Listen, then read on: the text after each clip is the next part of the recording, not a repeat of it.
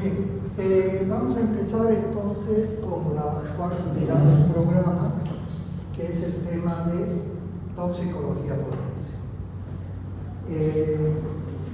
Es un tema tremendamente amplio, como alguna vez creo que comenté, bastante controversial, pero de alguna manera es necesario de que ustedes conozcan diferentes enfoques. Acá no solamente vamos a hablar lo que dicen los libros o algunos libros, en el sentido de que todas las drogas son malas, también tendremos que hacer algún comentario de que no son tan malas, que al principio cuesta hacer ese comentario, pero serán ustedes los que en conciencia y de acuerdo a la ética tomen en consideración. Son ustedes los que van a ejercer. Bien, vamos a empezar entonces por su definición.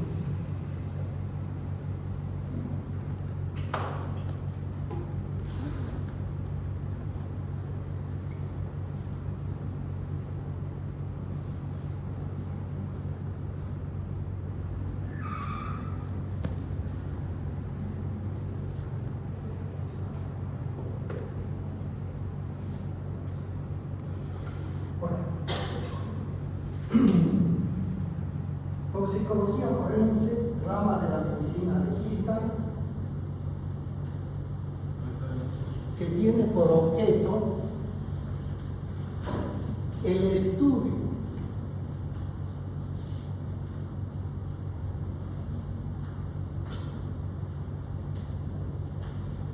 de los tóxicos o venenos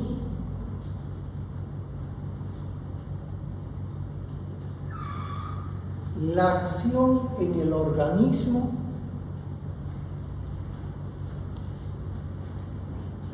y el efecto en la sociedad.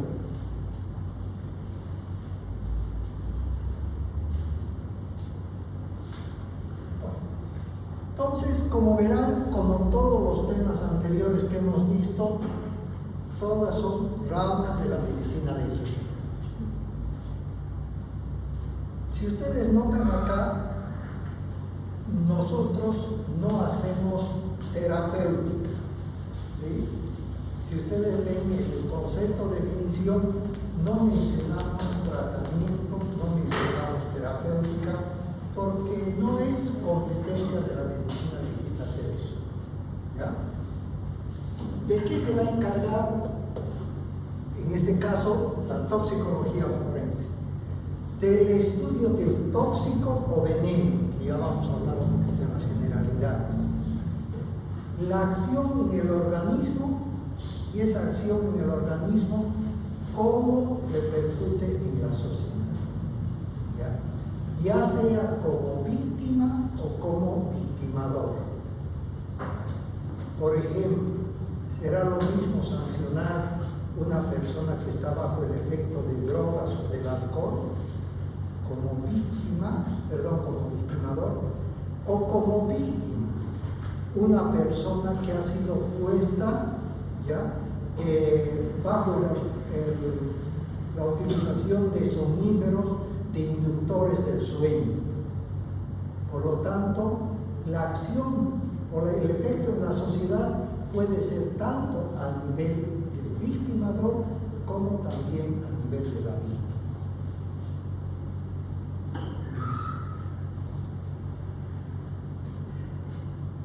Dentro de las generalidades, ¿qué podemos comentar? Algunos criterios que pueden tener dualidad de interpretación. Hasta donde sea posible, vamos a tratar, hasta donde sea posible, de precisar un poquito más. Por ejemplo, si este comentario lo hicimos o no. ¿Ustedes han consumido drogas o no? Sí. ¿Todos? Eso es lo primero que tenemos que tener como preciso, de que el término de droga sin apellido, dependiente, persona que consume excesiva cantidad, que produce adicción, drogas adictivas, etc. El término de droga significa una sustancia que al entrar dentro del organismo va a producir modificaciones o reacciones. Hasta ahí. Ya. Por eso que en algún caso comentábamos, no tiene nada de malo encontrar un letrero cerca de la plaza que diga farmacia y droguería, donde venden la mayoría de las infusiones o los sueros en Bolivia, se llama droguería Inti. Entonces tenemos que precisar un poquito más el tema. Lo mismo decíamos, si ustedes recuerdan, sobre si uno es bebedor o no es bebedor, si se recuerdan, ¿sí? El término de bebedor también es genérico, no es sinónimo de alcohólico.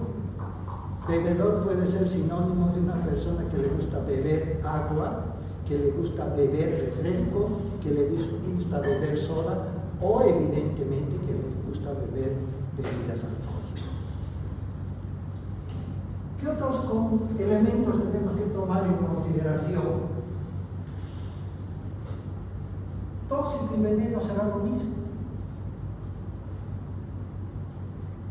La respuesta es sí y no.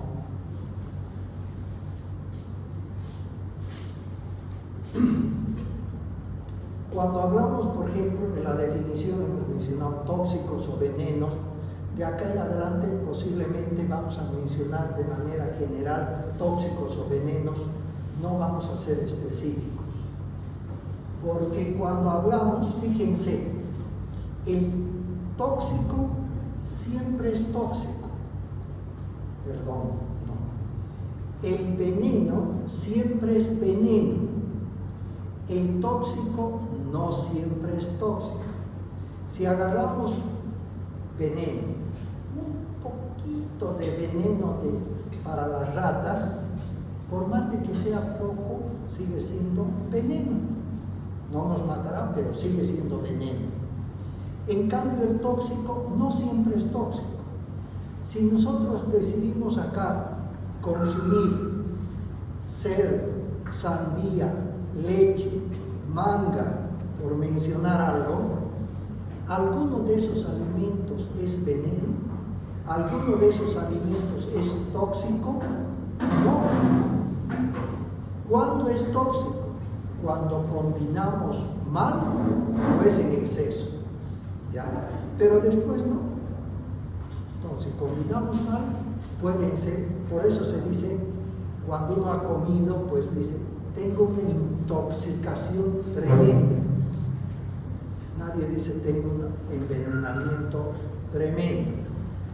Por lo tanto, si ustedes se dan cuenta, tóxico y veneno sería diferente en cuanto a su manera de actuar o en cuanto a su aplicación, es diferente. En cuanto a su etimología,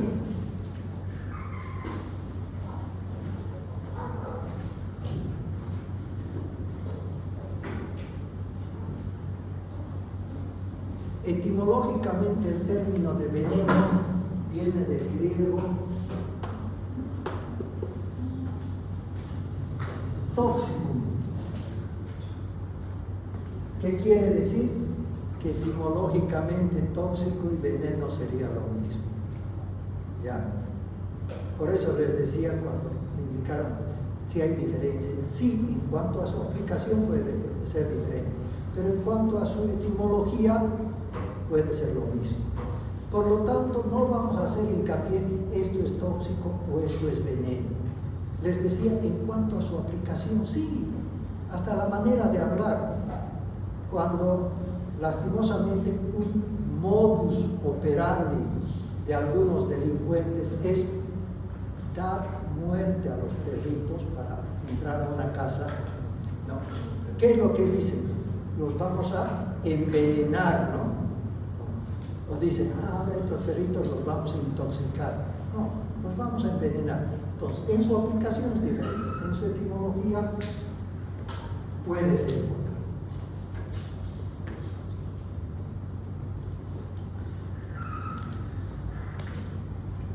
Ahora bien, clasificaciones hay de toda índole, ya eso no quiero que sepa. Pero nos vamos a basar solamente en estas que serían las más importantes, ¿ya? Porque hay clasificación de acuerdo a sus vías de ingreso, de acuerdo a su estado físico, de acuerdo a que a su origen, si es sólido, líquido, gaseoso, pulverulento. Hay diferentes. Acá nos vamos a basar por su dependencia y por su acción.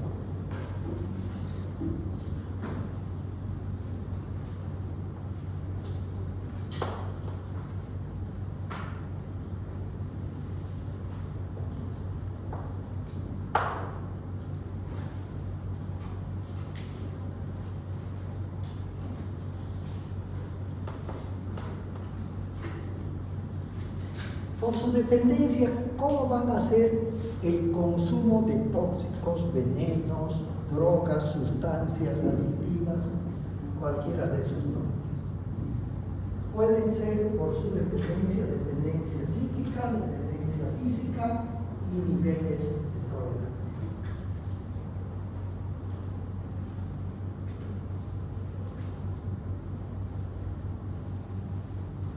Dependencia psíquica.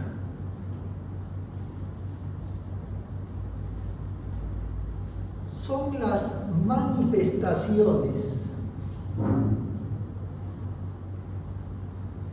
generales, no específicas,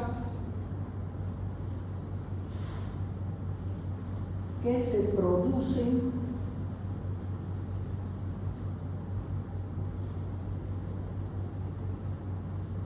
cuando el organismo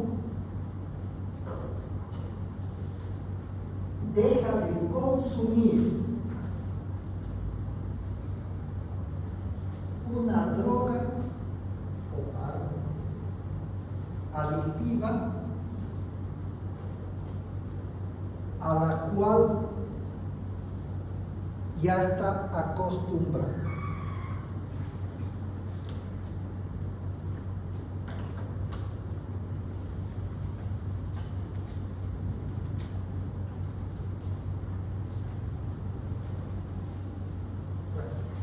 Acá vamos a hacer un comentario fuera del tema que nos va a servir de base, ¿ya? Por ejemplo, no sé si han escuchado, han visto los avisos necrológicos, ¿sí? Que tienen que ver con estos términos que estamos hablando. Y en los avisos necrológicos dice, entre otras cosas, el dolor que embarga a la familia, ¿sí? de la persona que ha fallecido, el dolor que embarga. Habría que preguntarle a esa familia qué le duele. ¿Qué le duele? El término más correcto, porque no es un dolor, es un sufrimiento. El sufrimiento es subjetivo, el dolor es objetivo. Se dice, me duele, ¿qué le duele? Esto. Sabe que le está doliendo. Y el sufrimiento, sufro. ¿De qué parte sufro? No sufro, es genérico, es más subjetivo. Entonces, normalmente pensamos, con esa fundamentación, que los avisos necrológicos deberían decir el sufrimiento que embarga a la familia, no el dolor. Y eso es lo que tiene que ver acá. Y esto probablemente pueda servirles de base a ustedes cuando en alguna circunstancia se les presente un caso que venga una persona con estados de ansiedad, desesperación, tremulaciones, llanto, desesperación, ansiedad, ¿ya? Y los familiares les digan, miren lo que ha pasado. Él consumía alguna droga. ¿Qué droga? No sabemos. Pues ustedes tienen que tener una idea qué droga es la que consumía. ¿Qué droga va a ser? Una droga que vamos a ver después, que puede producir dependencia psíquica. ¿Por qué? Porque todo lo que hemos mencionado son estados subjetivos. Ansiedad, desesperación, ¿Ya? ¿Por qué tiene ansiedad, desesperación? Es genérico, ¿ya? Es genérico. Entonces, esos términos que se han utilizado son los que se presentan cuando hay una dependencia psíquica, ¿ya? Una persona que ya se ha acostumbrado al consumo de una droga y por cualquier circunstancia deja de consumir, ¿qué va a sentir? Ansiedad, desesperación, probablemente tremulaciones, llanto. ¿De qué está llorando? ¿Le duele algo? No le duele, pues, porque no es objetivo. ¿Ya? Entonces, ustedes por esa signos, sintomatología que van a ver, se van a dar cuenta que esta persona ha consumido drogas que en primera instancia producen dependencia psíquica. Vamos a mencionar cuáles son después. ¿Ya? Entonces, ahora miren con referencia a la dependencia física. Son características, sintomatológicas, objetivas, que se presentan al dejar de consumir una droga a la cual el organismo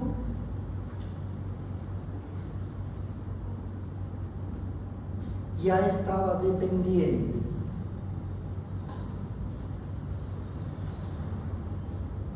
Se denomina también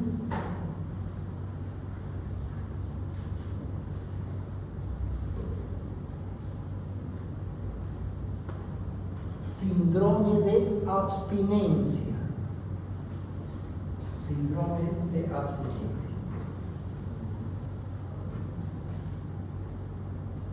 Bien. Notarán que acá es diferente. En la dependencia física no son características subjetivas. La ansiedad, ¿de qué ansiedad? Desesperación, ¿ya? Llanto, ¿de qué? ¿Le duele algo? No, entonces ¿de qué está llorando? En cambio, en la dependencia física es objetiva. ¿Qué le pasa? Me duele, me duele. ¿Qué le duele? Me duele la cabeza. Es objetivo, él siente un signo, un síntoma, pero que él siente. Y el otro dice, no, me duele todo el cuerpo, no puedo.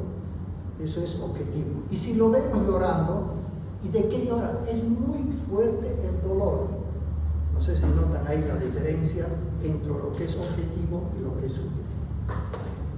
Entonces, ¿cuándo vamos a tener una idea de que es una dependencia física con el uso de determinado tipo de droga? Cuando al dejar de consumir va a tener este tipo de manifestaciones que hemos mencionado. En la dependencia física, estas manifestaciones de abstinencia se llaman precisamente síndrome de abstinencia.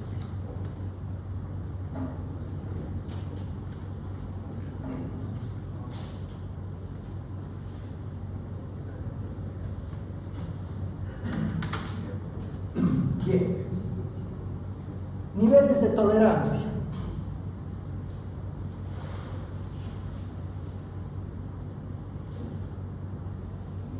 Es el grado de acostumbramiento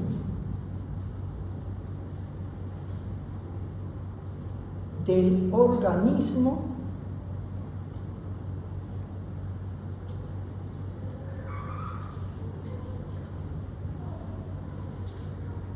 al consumo de una droga. Y para conseguir el mismo efecto, se debe aumentar permanentemente la dosis. Permanentemente la dosis.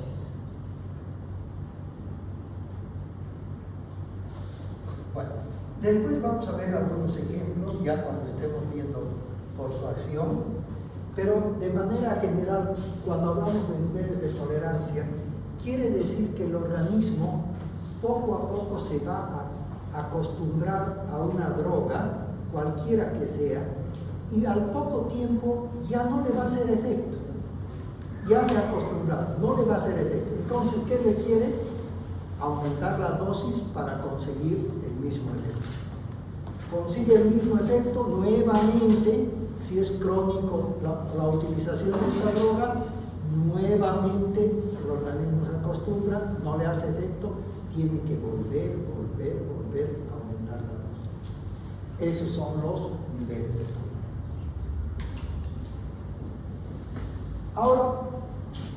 Ahora, vamos a ver por su acción los estimulantes del sistema nervioso central y los depresores del sistema nervioso central.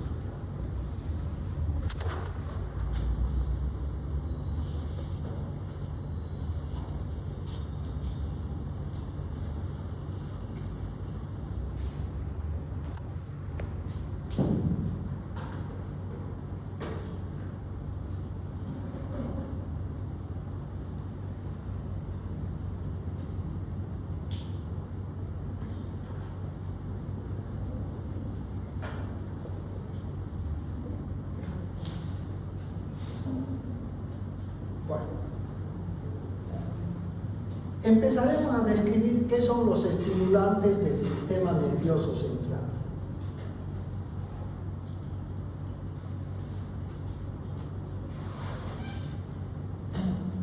Son drogas o fármacos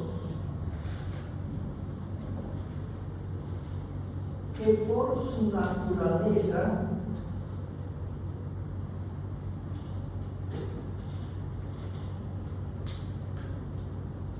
producen en general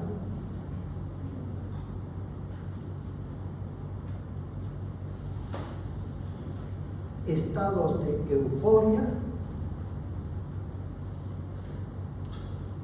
levantan el ánimo, inapetencia, vigilia,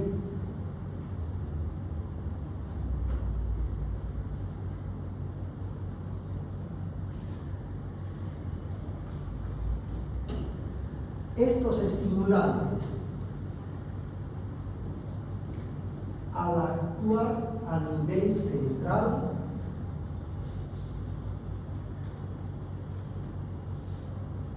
se encuentran bajo la regulación normativa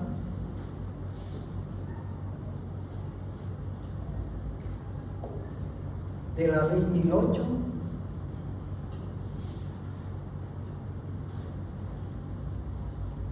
Ley 906,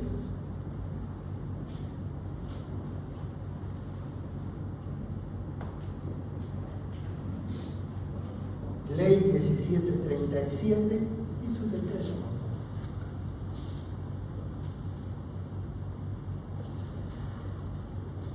Y su decreto reglamentario 25235.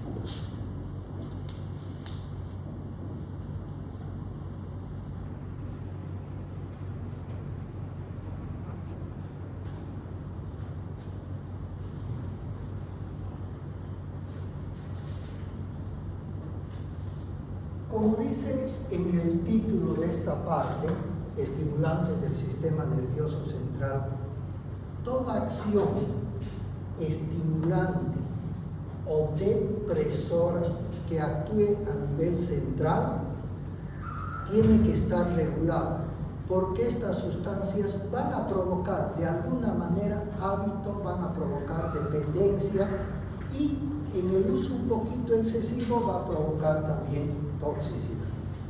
¿Ya? Esto es lo que de alguna manera, de una forma un poco más específica, incluye las pruebas del antidoping para los deportistas. Es con un detalle, pero tremendamente grande, tremendamente grande. Toda esa normativa es la ley, se llama WADA, por sus siglas en inglés, ¿ya? Pero es enormemente grande.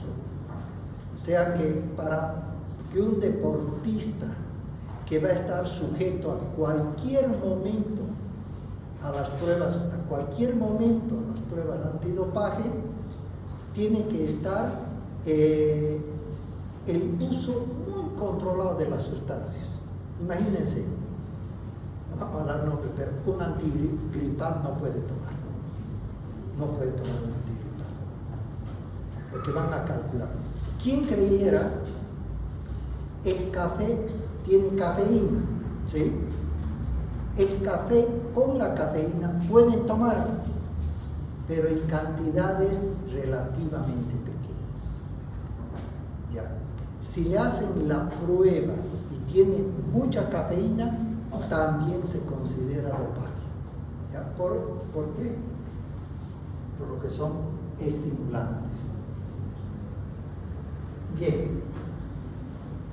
Como son drogas que necesitan control, ¿ya? La primera ley que va a controlar en la mayoría de los casos es la ley 1008. ¿Alguien recuerda a qué se refiere? Es una ley famosa. Es la ley del régimen de la coca y sustancias controladas. En primera instancia no nos interesa, el régimen de la coca. Pero en esa ley, en la parte final, existe régimen de la coca y sustancias controladas. Hay 5 listados donde están las sustancias controladas. Por eso que nos interesa. Ahora, cuando queramos ver, cosa que también vamos a ver, la cocaína de por medio como estimulantes, ya hay una ley específica de Ley General de la Coca, Ley 906, es específica. Esta ley 1737 han podido ver, tal vez no recuerden el nombre, pero esto es lo que figuraba muchas veces y figura en algunas farmacias, ¿ya? Debería estar en todas. Esta ley que dice: los psicotrópicos y estupefacientes deben prescribirse bajo receta especial. Hay una categoría de receta, ¿no? Y hay en su decreto reglamentario 252/35 nos dice esa clasificación, esas categorías de venta de expendio de medicamentos. Bien. Vamos a ver ahora cuáles serían las principales drogas que estarían consideradas como estimulantes del sistema nervioso.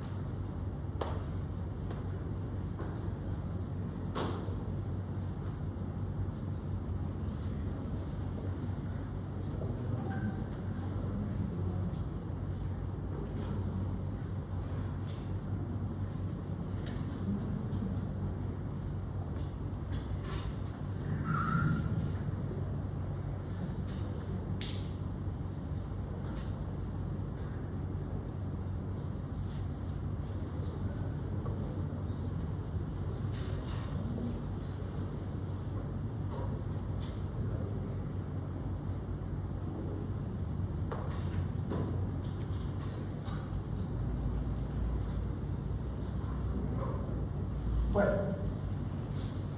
entonces las principales o grupos de drogas, si se quieren, que sean estimulantes, vamos a ver a las anfetaminas, a la cocaína, a los alucinógenos. Dentro de los alucinógenos vamos a ver la marihuana, el LSD, la mescalina.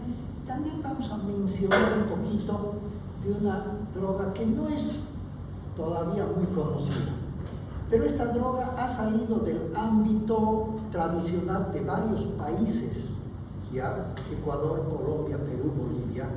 Ha salido del ámbito cultural, ancestro cultural, ¿ya?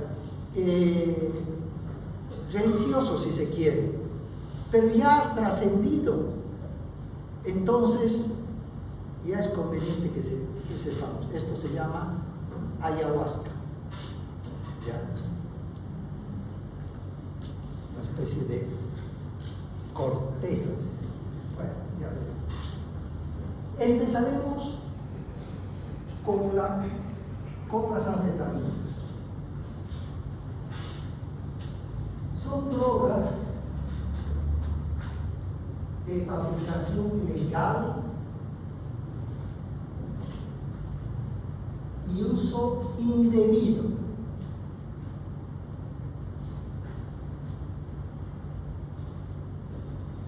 Se presentan generalmente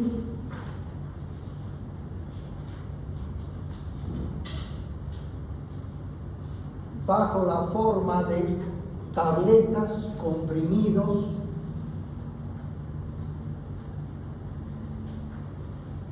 entran por vía digestiva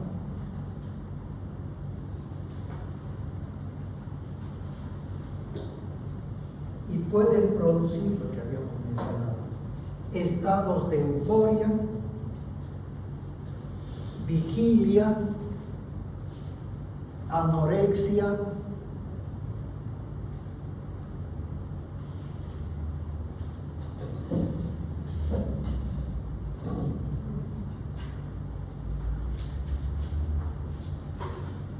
no vamos a entrar mucho al detalle de la droga en sí, si son metanfetaminas, dextroanfetaminas o anfetaminas propiamente, pero vamos a mencionar una variedad que es por lo siguiente. La mayoría de las anfetaminas, ¿ya?, son de fabricación legal. ¿Qué quiere decir? Que tienen un uso médico. Como tienen uso médico, ¿dónde vamos a encontrar estas anfetaminas? En las farmacias. Pero como es sustancia controlada, teóricamente, ¿ya?, no nos pueden vender sin una receta especial. ¿Ya? La receta especial, de acuerdo a la ley 1737. ¿Cuál es la ley 1737? Ley de medicamentos y farmacias. ¿Ya? De acuerdo a esta ley y su decreto reglamentario, tenemos nosotros medicamentos de expendio libre, medicamentos con receta archivada, medicamentos con receta valorada.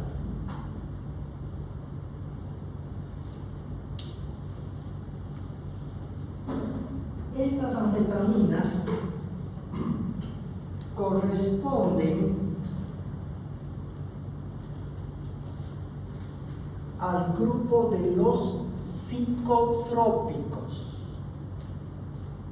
Corresponden al grupo de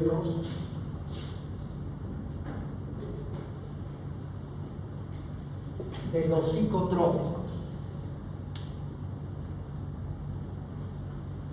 Y su prescripción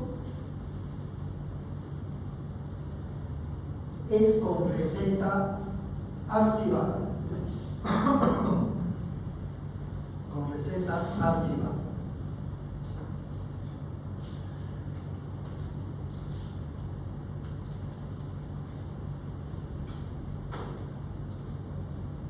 Los grupos de riesgo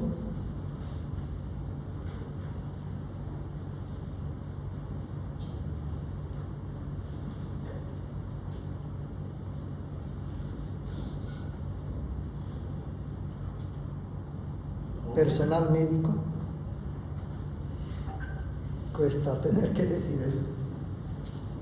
El grupo de riesgo: personal médico, personal de salud, obesos, transportistas, vigilantes, artistas, modelos.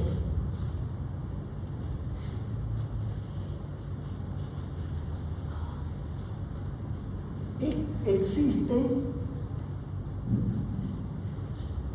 una variedad de anfetaminas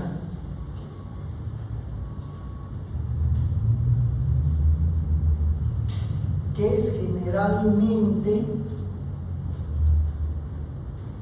de fabricación ilegal.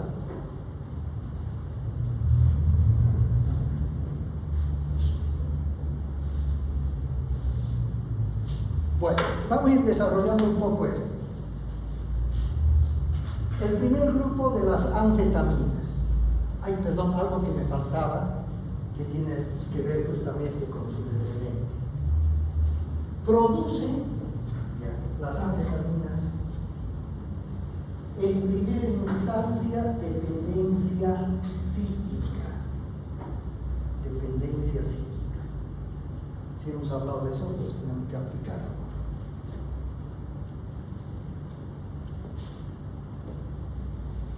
Entonces, las anfetaminas son la mayoría o generalmente drogas de fabricación legal y uso indebido, pero son de fabricación legal. Por lo tanto, tienen indicación médica, ¿ya? Son drogas que generalmente vienen por vía digestiva, son drogas que dentro de su acción levantan el ánimo, producen estados de euforia, pueden disminuir o producir estados de vigilia, pueden producir estados de anorexia, ¿ya?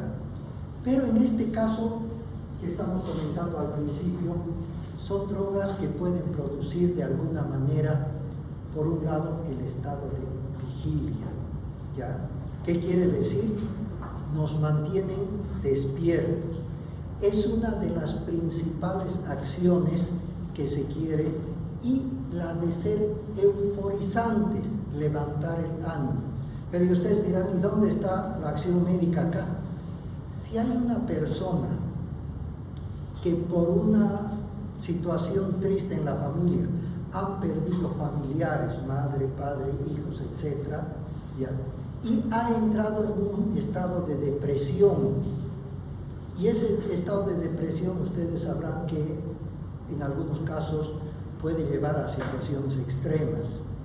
El médico, evaluando ese estado de depresión, puede decir: voy a darle una receta para alguna variedad de anfetaminas que le levanten el ánimo, que le produzcan estados de euforia.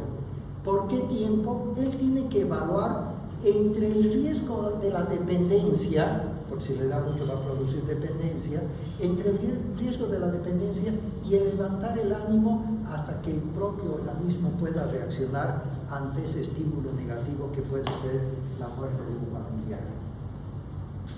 Entonces, en este caso, esa función de estímulo va a estar dado por una acción médica. El médico va a recetar para mantener ese estado de euforia. Sin embargo, tiene que darle en un recetario especial. Esa receta se llama receta archivada. Ahora tomen en cuenta ustedes algo que todos cometemos errores, ¿ya? Acuérdense, cuando se tiene que prescribir en particular, debía ser en todo, pero en particular estas sustancias que están regidas de alguna manera por las leyes y que producen acción a nivel del sistema nervioso central, la receta que es archivada, siempre se tiene que hacer la indicación aparte, no en la misma receta. Generalmente decimos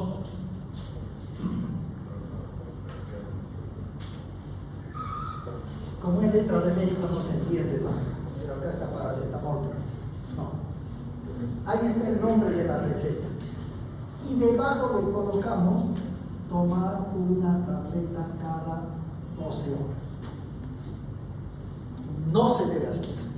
¿Por qué razón? Porque acuérdense, tenemos una ley, se llama 156-29, que es el Código de la Salud, que nos indica que solamente hay 3 profesiones en el área de la salud que pueden expender recetas. Y no está precisamente las farmacéuticas ni las bioquímicas. ¿Cuáles serán esas 3 profesiones?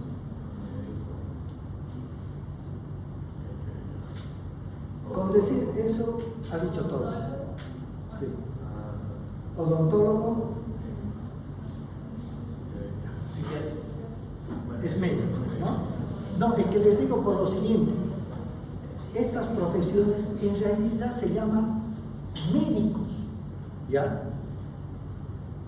Y sin embargo los únicos médicos somos porque no tenemos nombre específico. Exactamente. Todos son médico odontólogo. El odontólogo es un médico.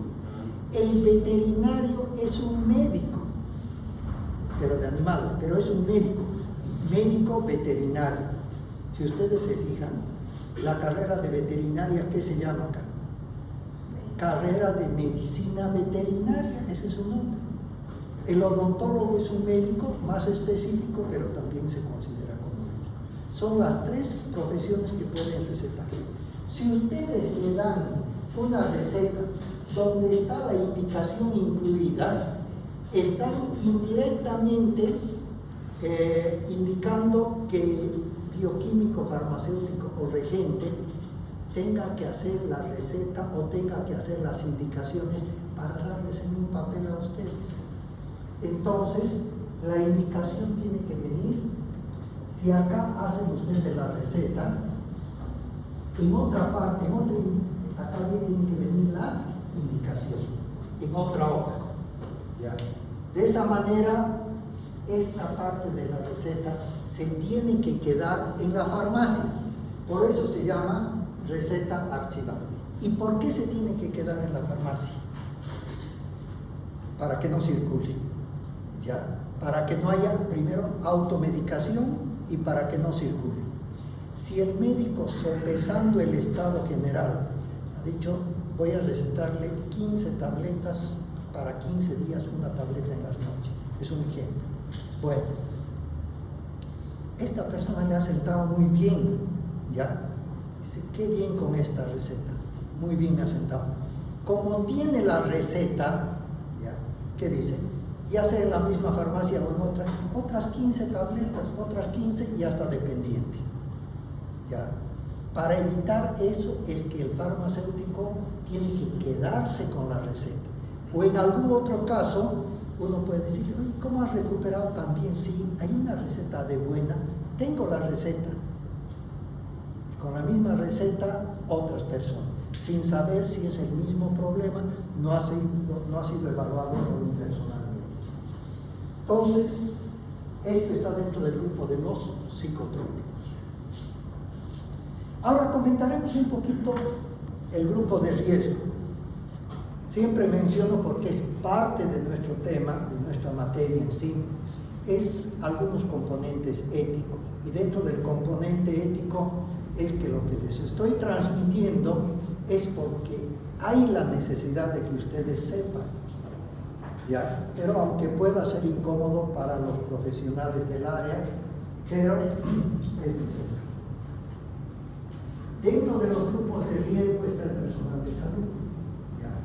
Lo que voy a dar como ejemplo, reitero, dentro del ámbito ético, tiene esa connotación solamente de transmitir parte de lo que es conocimiento, no tiene otra connotación. Voy a dar ejemplos reales. En la época de la pandemia, que ustedes recuerdan, los hospitales generales estaban colapsados totalmente con los casos de COVID, ¿ya? No solamente salas, medio pensionados, inclusive terapia intensiva. Tal vez algunos recuerden, en las redes salía, quién sabe dónde hay espacio en alguna de las terapias, en cualquiera, pública y privada. Y las terapias valían cualquier cantidad. Pero quién sabía dónde había un espacio a ese extremo, porque las personas fallecían precisamente por falta de atención bastante fuerte en los casos graves. Bueno, el personal no aumentó, el personal disminuyó. ¿Ya? Algunos colegas de acá también fallecieron, de las otras universidades fallecieron también, por el hecho de cumplir una misión para la cual se habían formado, que mientras toda la gente en realidad se separaba de las personas que estaban con COVID, porque al principio era mortal, se separaban. ¿Qué hacían los médicos? Tenían que ir donde ellos, y han caído. De alguna otra universidad, 14 profesionales cayeron, médicos, enfermeras, etc. Bueno, entonces, cada vez había menos personal. Si ustedes recuerdan, por eso quiero contarles la realidad de lo que ocurrió. En el hospital en Trinidad se acabaron los terapistas. Imagínense, ¿qué hicieron? A los profesionales, y está permitido por la pauta de Sion, por si acaso, no es irregular, es emergencia. Hicieron a los médicos recién egresados o que no estaban con título de especialistas, porque tenían que ser médicos, con títulos de especialistas, les hacían un curso sobre terapia relacionada al COVID. ¿Y qué hacían después? Los mandaron allá, porque no había. ¿Ya? Entonces, lo mismo el personal de enfermería. Ustedes saben que hay una ley, ya, Marcelo Quiroga Santa Cruz también, que es parte de la ley financiera, que dice que un profesional no puede tener 2 tiempos completos, ¿ya?, en entidades estatales dependientes del Tesoro General de la Nación. Voy a dar de ejemplo las enfermeras, voy a dar otro ejemplo, pero por la situación socioeconómica puede ser o ha sido más real. Entonces, las enfermeras trabajaban tiempo completo en un hospital estatal en todo el día, ¿ya? En la noche ya no podían trabajar en otro hospital estatal, lógicamente. ¿Pero qué hacían? Trabajaban en una clínica privada. Normalmente, fuera de la época de la pandemia, en la clínica privada, pues una vez que uno repartía los medicamentos a la hora que correspondía, todo lo demás era el llamado del timbre. Así que sí, la atención en las clínicas privadas era mucho más pausada, les daba tiempo para descansar y al día siguiente otra vez tenían que ir al hospital. Bueno, ¿y cómo fue en la época de la pandemia? El nivel de saturación de trabajo en los hospitales estatales era tremendo, y cuando iban a las clínicas privadas el trabajo era tremendo por la pandemia. ¿Y a qué momento iban a descansar? Porque al día siguiente tenían que volver a trabajar. Y en la noche otra vez, ya se pueden imaginar, no hay organismo que aguante. Entonces, ¿por qué es un grupo de riesgo? Que por la naturaleza del profesional en salud puede tener acceso más fácilmente en una emergencia a estos medicamentos estimulantes tipo anfetaminas, porque están en el hospital si se requiere. Lo mismo que hay depresores, si se requieren, tiene que haber en el hospital. Entonces, ¿qué hacían? Tomaban una tabletita porque el organismo ya no les daba estimulante, un tipo de anfetamina. Les levantaba el ánimo, los mantenía despiertos. ¿Qué solución? Iban a trabajar todo el día y en la noche otra vez. Al día siguiente otra vez. Muy mal, otra tabletita, después otra tabletita. Después esa tabletita ya no les hacía efecto. Entonces, ¿qué tenían que hacer? Duplicar la dosis. Entonces, ya se dan cuenta que por esas circunstancias el personal de salud es un personal de riesgo. Pero produce, recuerden, en primera instancia dependencia psíquica. Voy a darles un ejemplo porque muchas veces nosotros decimos, ya, en el caso de la dieta, por ejemplo, el rato que quiero, yo empiezo a hacer la dieta. Y nunca. Y todavía fijamos día. Desde el lunes voy a empezar. ¿Ya? Desde el lunes. Y nada. Bueno. Hay otro tipo de tabletitas que es dentro de las anfetaminas que tienen una función más específica, como la otra que hemos mencionado, que es anorexígeno, pero es estimulante del sistema nervioso central y por lo tanto puede producir dependencia, adicción, etc. Voy a darles un ejemplo. Puede ser una modelo, como ejemplo, una persona común, no importa. Y dice, yo tengo 10 kilos, no, 10 kilos ya no es una modelo, ¿no? Quien tenga 10 kilos de exceso ya no es modelo. Bueno, una persona tiene 10 kilos de exceso. Voy a tomar estas tabletas que me he conseguido, ya he podido conseguir, tomando una tableta en la mañana, una en la noche, durante 2 meses, bajo los 10 kilos. Una vez que baje los 10 kilos, dejo de tomar. Bueno, y comienza. Con la tableta de la mañana tiene todo el día sin apetito, en la noche toma para no despertar con hambre, al día siguiente no tiene hambre, alguna cosa sencilla puede comer, y comenzó a bajar de peso. Cuando llega, estoy hablando de tendencia psíquica, cuando llega a bajar los 10 kilos, puede ser 2 meses, un poco más, no importa, bajó los 10 kilos, dice, ahora ya estoy conforme, bajé los 10 kilos, no necesito más. Muy bien. En la mañana siguiente va a haber ansiedad, desesperación, llanto, tremulaciones. ¿Pero de qué está? No sé, ¿de qué está pasando? ¿Qué es? El organismo le está pidiendo la factura. ¿Qué le está diciendo? ¿Y mi tableta? Ya se ha hecho dependiente. Puede pasar, dependiendo un poquito del tipo de tableta, puede pasar unas 3 horas con ese estado de ansiedad, desesperación y todo. Se le pasó. Bueno, llega la noche. Otra vez desesperación, llanto, tremulaciones, todo. ¿Qué pasó? No sé, pero otra vez estoy con esto. ¿Ya? ¿Y qué es? El organismo le pide. ¿Y mi tableta de la noche? Al día siguiente de día, al día siguiente de noche, lo mismo. Lo que voy a decir es una orientación que no hemos conseguido mucho fundamento, pero quiero transmitirle para ver lo terrorífico que pueda ser.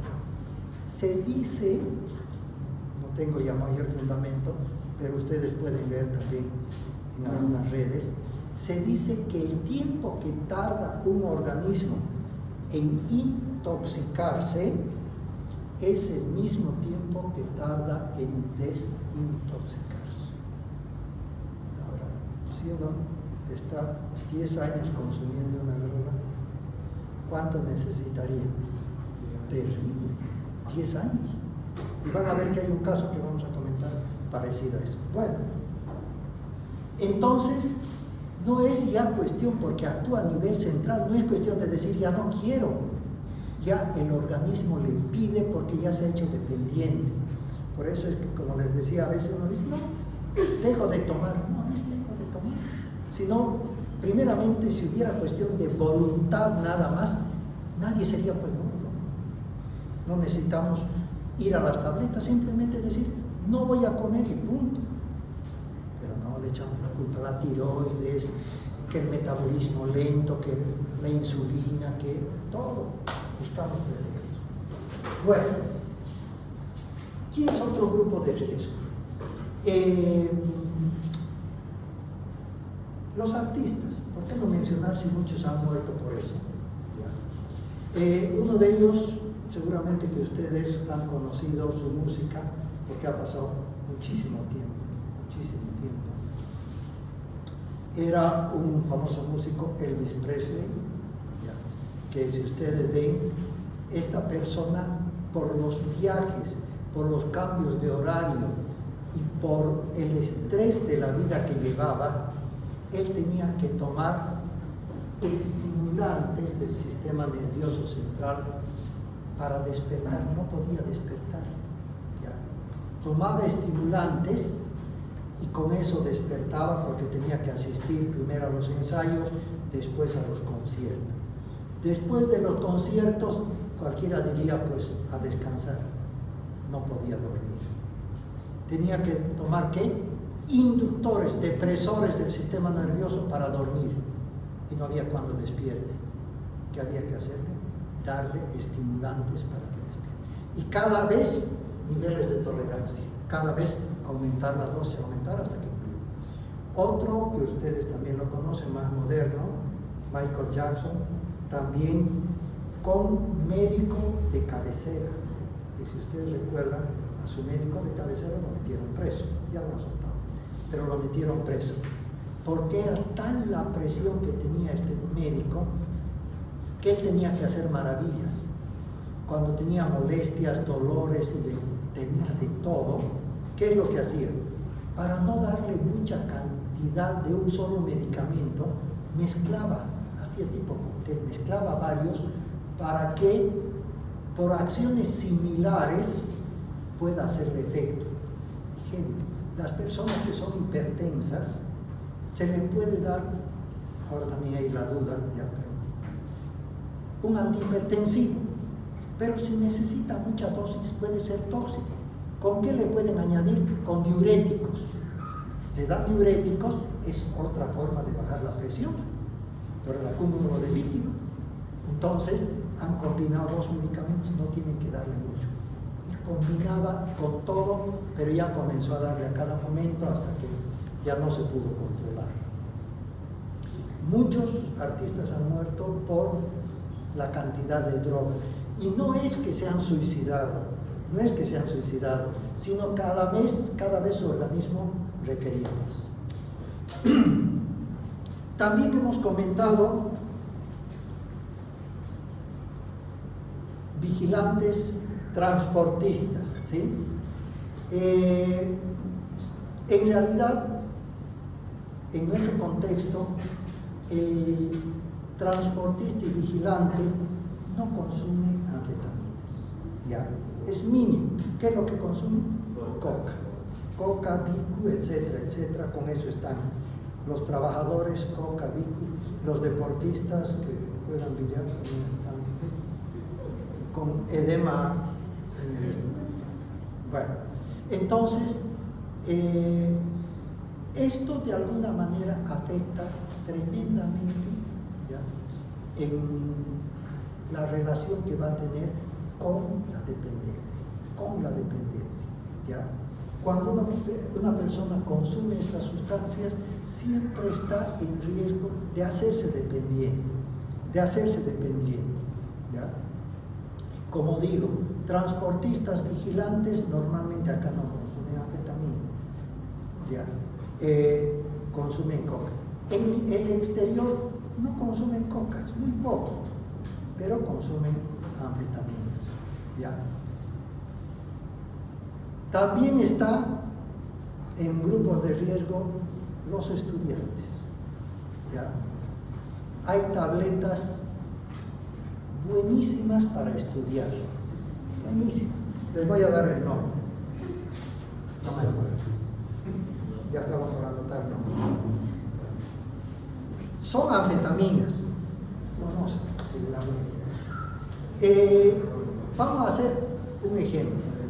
Una persona dice, bueno, tenemos la próxima semana examen final de medicina legal, no, de cualquier asignatura, ¿ya?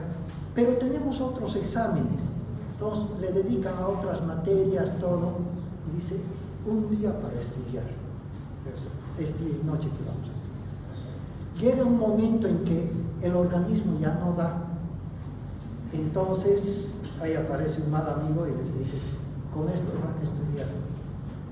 Se toma la tableta y empieza nuevamente el estado de vigilia. Despiertos, no tienen el embotamiento del sueño, nada, comienzan a estudiar y tienen unas 6 horas, una maravilla, ¿ya? Al día siguiente dan su examen y dicen, ¿cómo lo hicimos antes? Y después no va a ser solamente para una materia, para el examen final. ¿Por qué no para las otras materias? También para las otras materias. ¿Y por qué solo para los exámenes finales? ¿Por qué no para los parciales? Entonces, una tabletita 6 horas, otra tabletita para otra materia 6 horas, una maravilla. Pero después, a las 4 horas, ya comienzan a despertar un poco más. Dicen, no, justo voy a estar nuevamente sin el efecto de la tableta a la hora del examen. Mejor doblamos la dosis, 2 tabletitas, otra vez 6 a 8 horas, una maravilla. Pasa un tiempito, 2 tabletas ya no es suficiente, hay que doblar la dosis, 4 tabletitas y otra vez una maravilla. Pero todavía no han terminado la carrera, ya, o sea, les falta todavía. Entonces, con 4 tabletitas no le afecta, no le alcanza. Después, no es que 8 tabletitas, después se mueren. Ya, ese es el problema. Ya, no solamente es el aumento de la dosis, sino dependiendo de las tabletas, el riesgo inclusive de muerte. Por eso que, como les decía, no es cuestión de decir, dejo. Si fuera así, no habría adictos a la droga. Bien.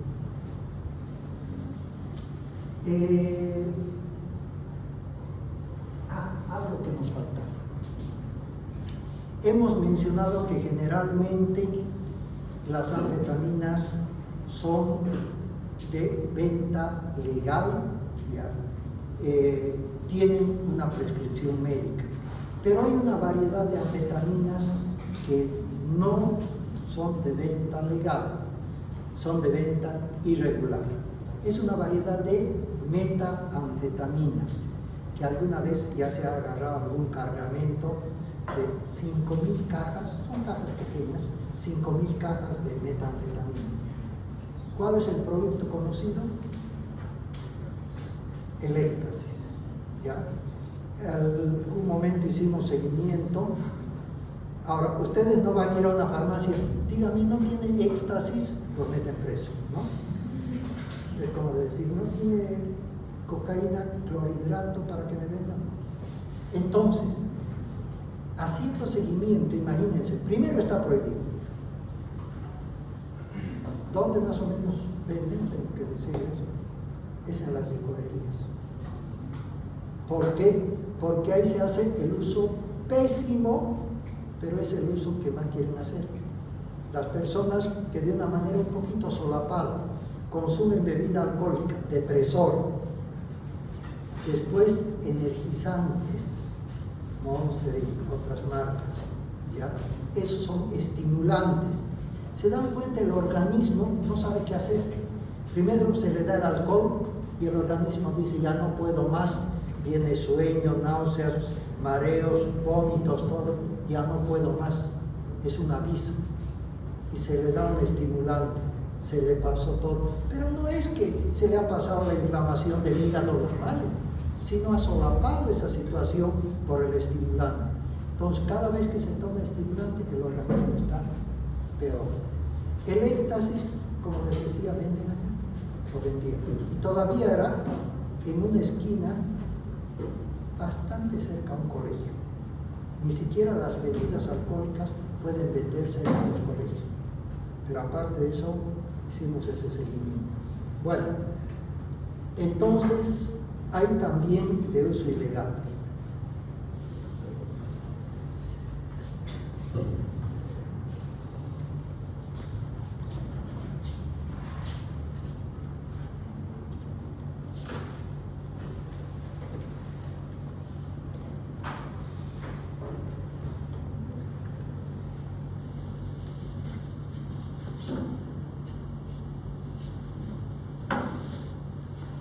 Atento a la lista y silencio.